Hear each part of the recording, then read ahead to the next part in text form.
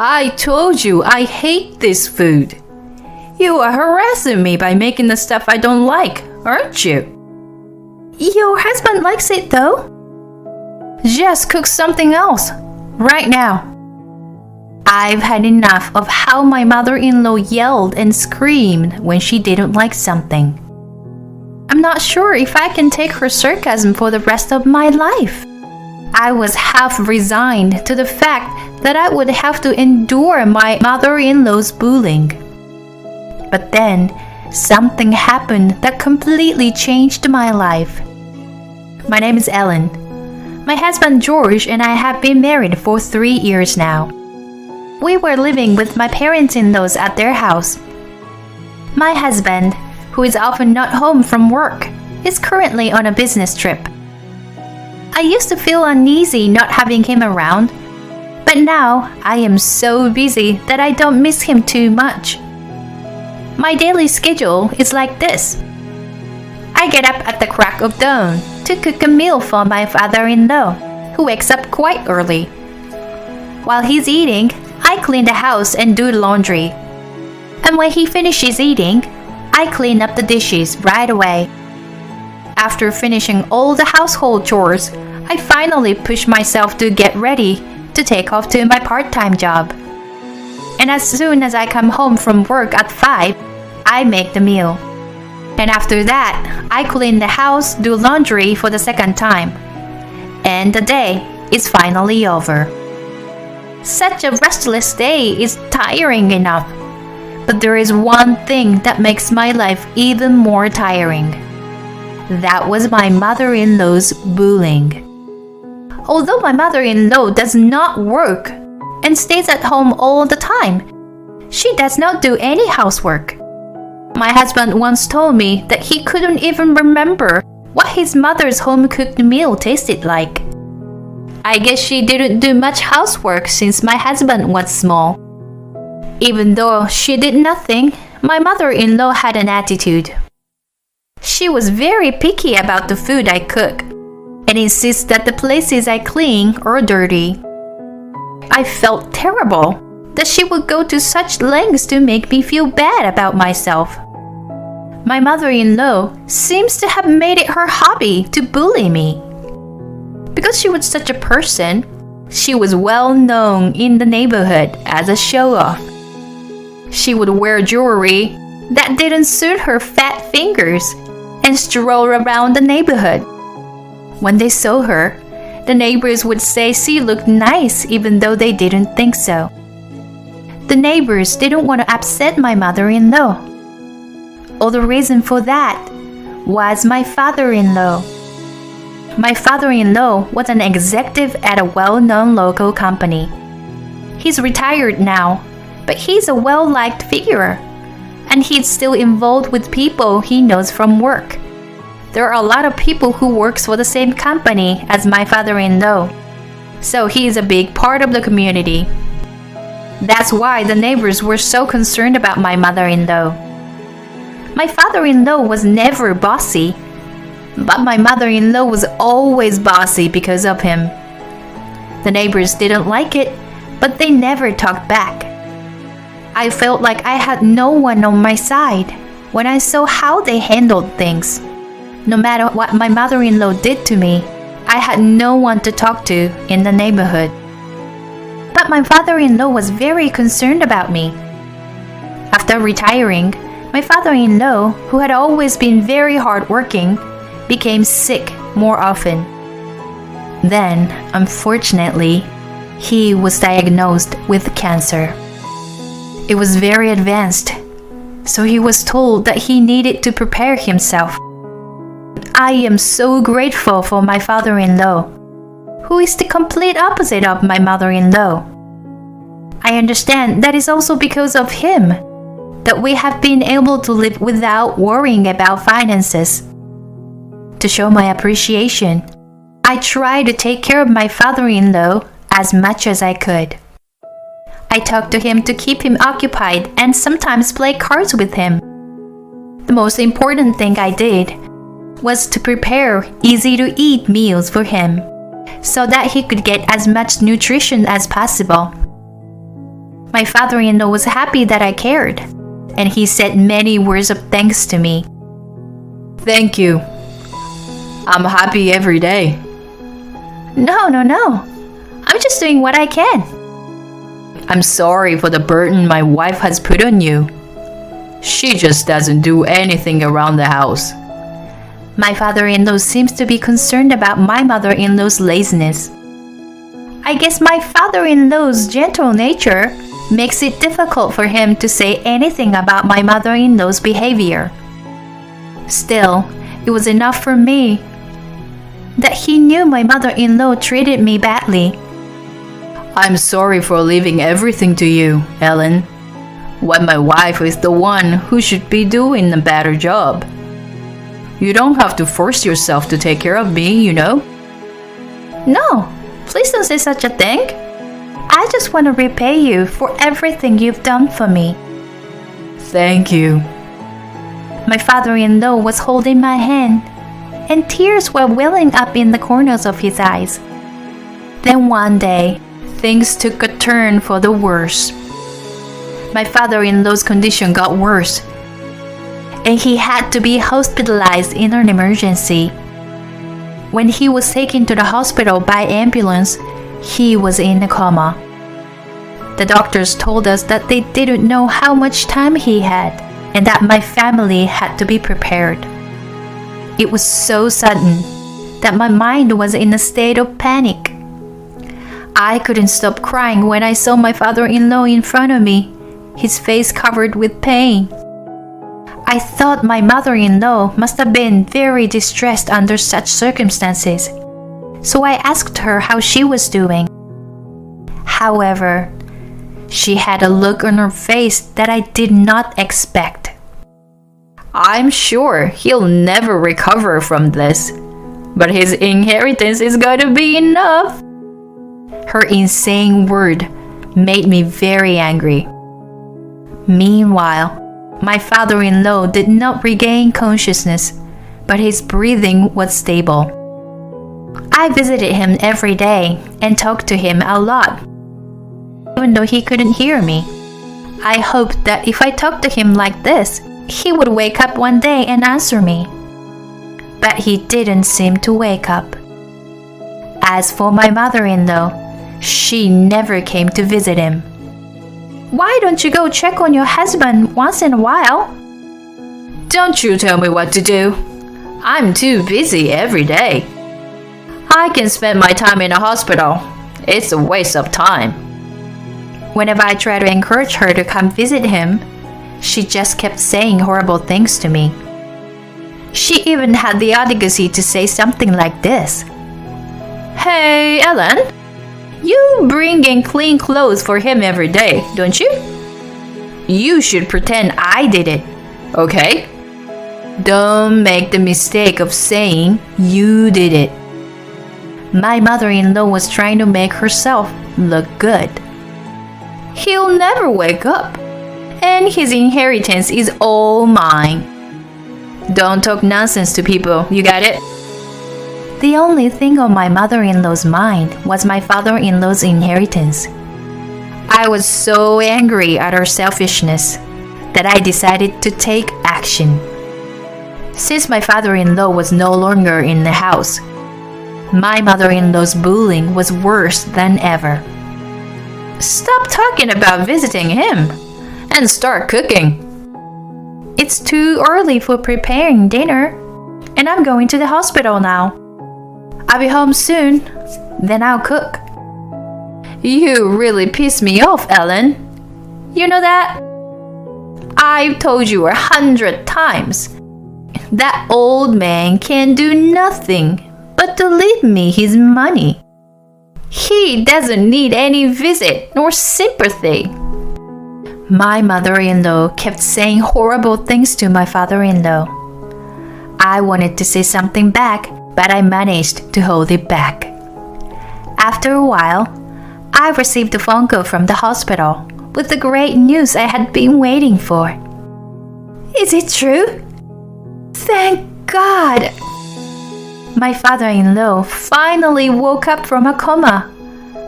And to my surprise, His condition had stabilized. I immediately went with my mother-in-law to the hospital room. Welcome back. Good to see you. Me too. I'm sorry for all the trouble I caused you. My father-in-law smiles peacefully. My mother-in-law acted like she was overjoyed to see my father-in-law. Honey, I took care of you every day. I see. My clothes are clean. You did all this for me? Yes, I did everything. My mother-in-law stared at me. I guess she wanted me to play along with her. I ignored her signs and let her out of my sight. I could tell by the way she looked at me that she was annoyed with me for not listening to her. And my father-in-law didn't miss it. Well, I'm gonna go now. I have some errands to do. So, please take care of the rest. Okay, Ellen? My mother-in-law was in a bad mood because I ignored her sign. She looked at my father-in-law's face for a moment and left the hospital room. Ellen, are you okay? What? What do you mean? My wife's attitude was strange, wasn't it? I thought it was you who took care of me all the time. My father-in-law saw through it all. Well, I think you would be shocked if I told you the truth. Don't worry. I'm fine now. Just tell me the truth. Did she do anything to you while I was gone? The truth was that I have been keeping evidence to tell someone about what my mother-in-law has done. I kept it for the right reasons, but I never thought I would have to share it with anyone. Well, I'm sorry if this makes you sick. But here, please listen to this. I felt so bad that I took out my voice recorder and played the recording of her voice. I was sure my father-in-law couldn't bear to hear everything my mother-in-law said on there. When my husband dies, I want my inheritance to all myself. I want my husband to die soon. I don't want to take care of him. It's a waste of time. Such statements were all over the place. I looked at my father-in-law with concern, but he was laughing instead. She's turned into a greedy bastard, hasn't she? I can give any of my inheritance to such a woman. He was laughing, but I could sense that he was very angry inside. A few days later, my father-in-law's health became stable and he was able to leave the hospital. After returning home, my mother-in-law went out for her way to tell my father-in-law how hard it was to take care of him every day. My father-in-law did not object to this and just listened. Shortly after he came home, my husband came home from his business trip to see his father. Dad, I'm sorry I'm late. I'm fine, as you can see. But more importantly, how's work? Yeah, it's all good. They changed the location for me. That's within commuting distance from here. I'm really glad that you and Ellen are looking out for me. My father-in-law seemed to be really happy that my husband and I were there for him. From then on, my husband and I continued to care for my father-in-law. He recovered temporarily, but his health did not completely improve. I can tell he is getting weaker and weaker every day. This time, I realized that the real goodbye is approaching. My husband and I promised ourselves to do our best until we had to say goodbye. However, my mother-in-law was still the same as before, not taking care of my father-in-law at all. She would just went out and wasn't home. I guess she thought that now that my husband has come home, she can take it easy with more hands. Also, my father-in-law and my husband came back at the same time. It seemed to make it harder for her to bully me. My father-in-law was eating less and less, and it was obvious that he has no time. He said his last words to us as he was trying to squeeze them out. "Thank you both so much. I've left you a will, and I'd like you to read it after I'm gone. It was very nice of you to take care of me until the end." With these words, his life came to an end. There were many people at my father-in-law's funeral. I was deeply moved to think that my father-in-law was so trusted at work and was loved by so many people. On the other hand, my mother-in-law was so lively in such a situation.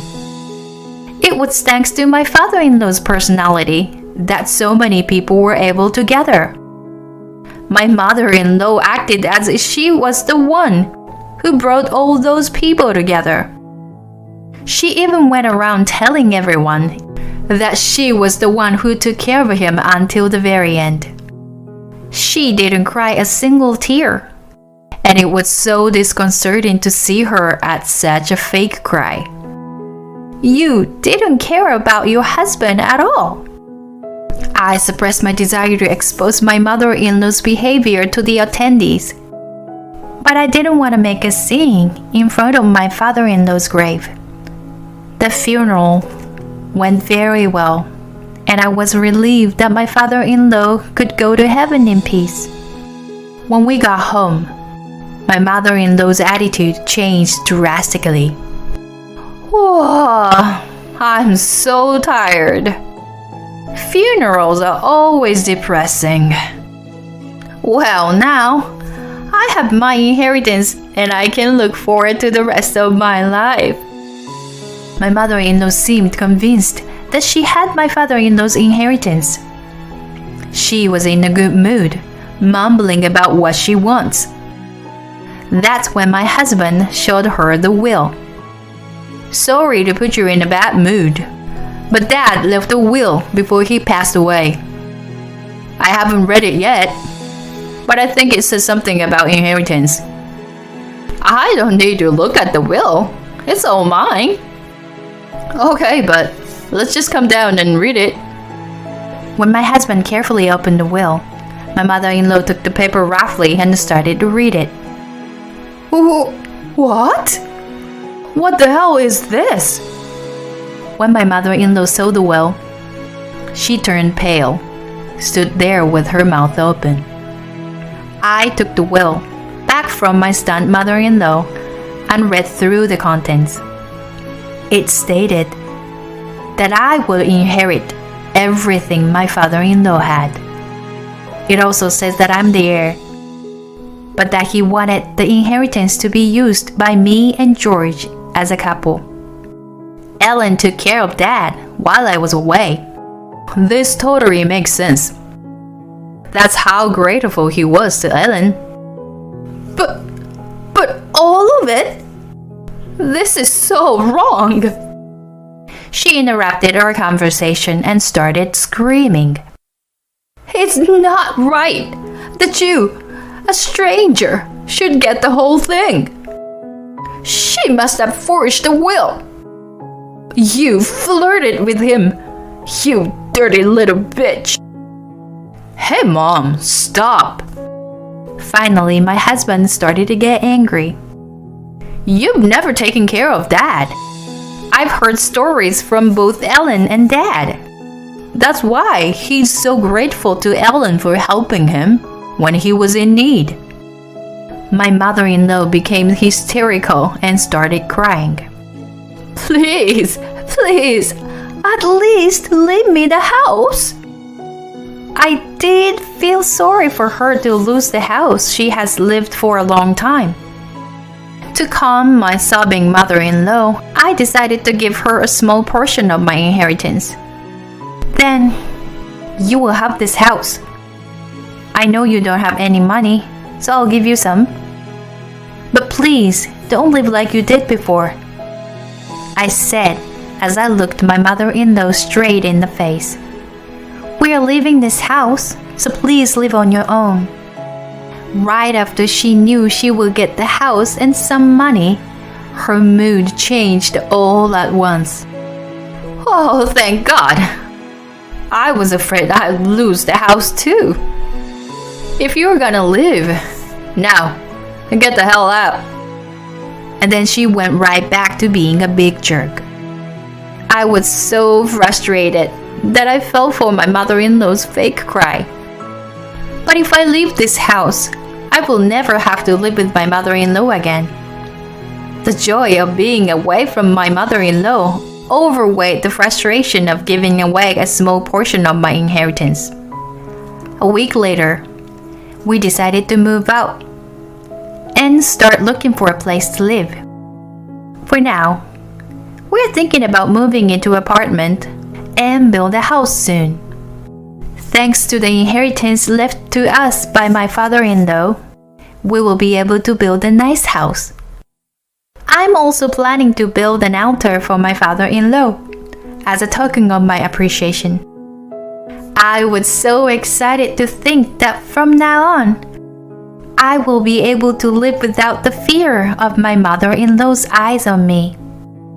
On the other hand, my mother-in-law had not been able to make any change in her lifestyle, and she was still spending money as widely as ever.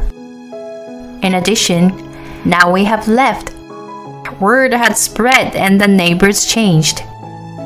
Now my father-in-law has passed away. The neighbors no longer need to be concerned about my mother-in-law. People who had been complaining about my mother-in-law started to spreading rumors, and she became more and more isolated. My mother-in-law, who had always been extravagant, spent more than her savings and pension. Finally, she sold the house, which she begged to have. She has no house and no job, and we have no idea that she's doing right now. She has nothing to do with me now, so I don't really care where she goes or what she does.